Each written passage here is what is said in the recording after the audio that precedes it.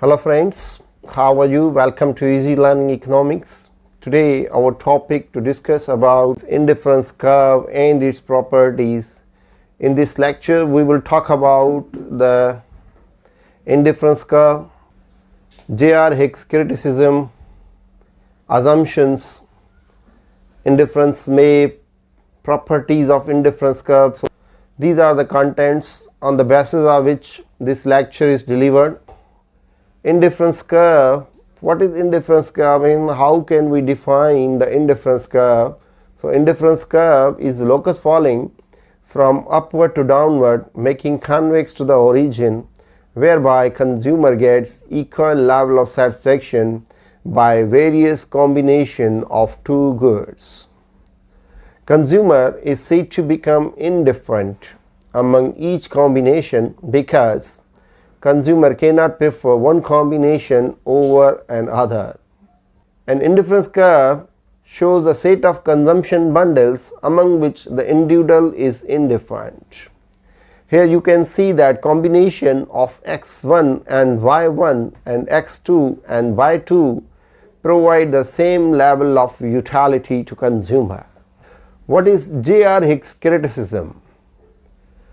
For analyzing the consumption behavior of consumer, Professor Edgeworth criticized the Marshallian idea of utility and developed a new technique of indifference curve in his famous work Mathematical Physics, which was later published by J.R. Hicks and Pareto. J.R. Hick's criticism was that utility is mental phenomena. It is subjective matter. It can't be measured, but it can be compared. Utility analysis fails to explain the income and substitution effect. The assumptions of law of diminishing marginal utility are neither correct and nor they are realistic, as price, income, taste of consumer does not remain same. So what are the assumptions on the basis of which indifference curve is based? It is assumed that the behavior of consumer is rational and consumer has to purchase two goods. The price of commodities and income of consumer do not change. Consumer has to spend the whole income on the purchase of both goods. Utility is ordinal. It means utility is comparable but not measurable. Diminishing marginal rate of substitution applies. Consumer preferences are not conflicting. Now we are making graph and diagram with the help of which we can understand the indifference curve very clearly. So this is the schedule of apple and mangoes of different combinations which consumer acquire. In the first combination, the consumer with 1 apple and 10 mangoes get 100% satisfied. And in the second combinations, consumer with 2 apples and 8 mangoes get 100% level of satisfaction, and by consuming 3 apples and 6 mangoes and 4 apples and 5 mangoes, consumer is also 100% satisfied and consumer gets the same level of satisfaction. So this table can be converted into a graph where the apple of units have been shown on x-axis and mangoes units have been shown on y-axis. So the consumer with 1 apple and 10 mangoes get the same level of satisfaction. The consumer with 1 apple and 10 mangoes gets the same level of satisfaction, that is 100%, and the consumer with 2 apples and 8 mangoes gets 100% satisfied, and 3 apple and 4 apple with 6 mangoes and 4 mangoes, he is 100% satisfied. So by various combination of commodities of apples and mangoes, the consumer is 100% satisfied and consumer gets the same level of satisfaction. So what is indifference map? 2 or more indifference curves showing different level of satisfaction is called indifference map. Like that, indifference map is a combination of 2 or more indifference curves. Like here the different indifference curves are shown. So which curve on the indifference map represent the lowest level of utility? Higher indifference curve showing higher level of satisfaction that contain more of both goods, whereas lower indifference curve showing lesser level of satisfaction. So now we are talking about the properties of indifference curve.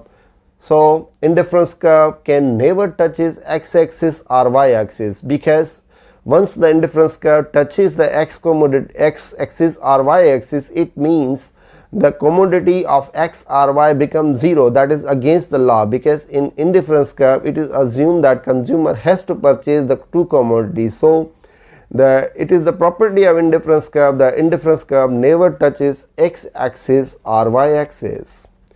Two indifference curve never cross each other, because at the point where two indifference curve intersect at z point, that the level of satisfaction is said to become same.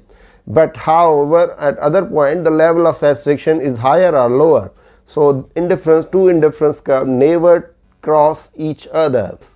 That indifference curve slope is downward. If consumer consumes more of one good, he must consume less of other goods to keep satisfaction same. So indifference curve slope is downward, like this. That indifference curve cannot be a vertical curve. Indifference curve cannot be a horizontal curve. Indifference curve can't be a rising curve, like this.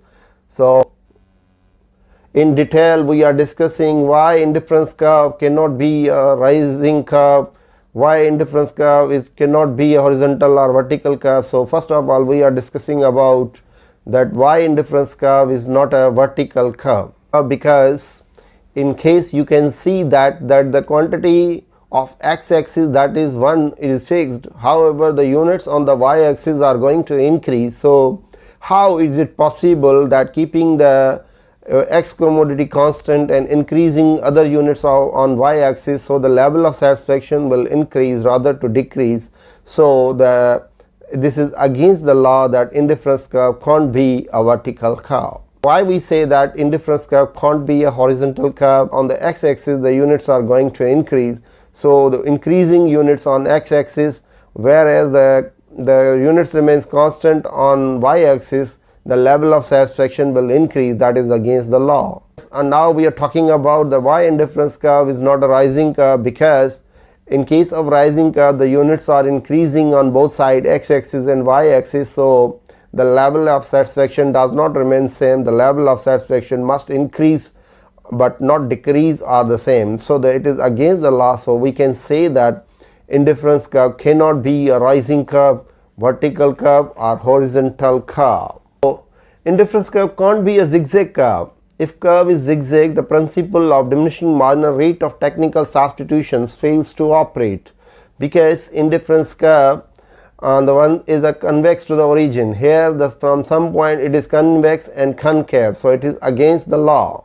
Indifference curve are usually convex to the origin, like this. Convexity property for the three bundles A, B and C. The convexity property implies that the consumer is indifferent between the balanced B and extreme A and C.